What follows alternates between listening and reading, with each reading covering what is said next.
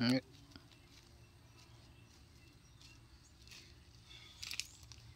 Bonsoir pour les vieux agripreneurs.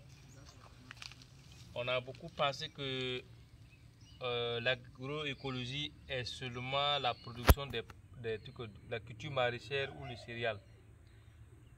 Et ce qui fait la production des plantes fruitières, l'arboriculture, où on appelle vraiment la sylviculture, fait aussi de l'agriculture écologique. Les intrants de synthèse, ce n'est pas seulement la question de la culture maraîchère, mais aussi la culture des fruits et des plantes. Voilà, ici c'est quoi? C'est le compost, c'est la production vraiment biologique du compost que nous apportons au pied de nos plantes. Et c'est ça qui va vraiment être utilisé comme compost, comme fumier d'entretien, comme fertilisant pour la plante. Et c'est l'une des techniques pour avoir des fruits très juteux, très naturels, très écologiques. Donc je vous conseille d'utiliser le fumier aussi pour la production de vos plantes.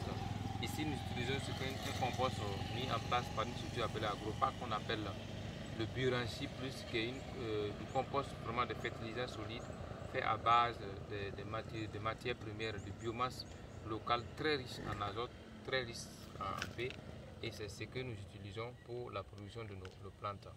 Donc l'agroécologie, c'est pas cultiver de la tomate, et du chou, tout ce qui est maraîcher ou du céréales seulement. Non. La culture des arbres fruitiers fait partie de la technique de l'agroécologie. Aujourd'hui en Côte d'Ivoire, c'est devenu un peu, excusez un peu de prononcer le nom du pays, c'est devenu vraiment pas intéressant à entendre. Nos parents utilisent beaucoup les produits chimiques pour neutraliser les herbes, pour les engrais chimiques pour bombarder les plantes, mais le résultat reste toujours compromettant.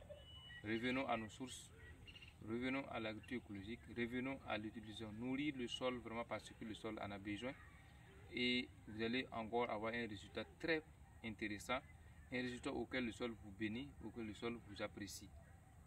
Rappelons-nous du moins que ce sol-là même, c'est ce sol qui nous a vu naître. Et c'est ce sol encore qui va nous accueillir. Donc, ayons un comportement intelligent, un comportement durable, un comportement positif avec ce sol.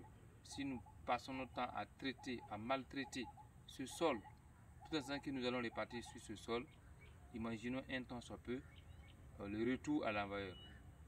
Merci, c'était juste pour parler de l'utilisation du compost avec les arbres fruitiers.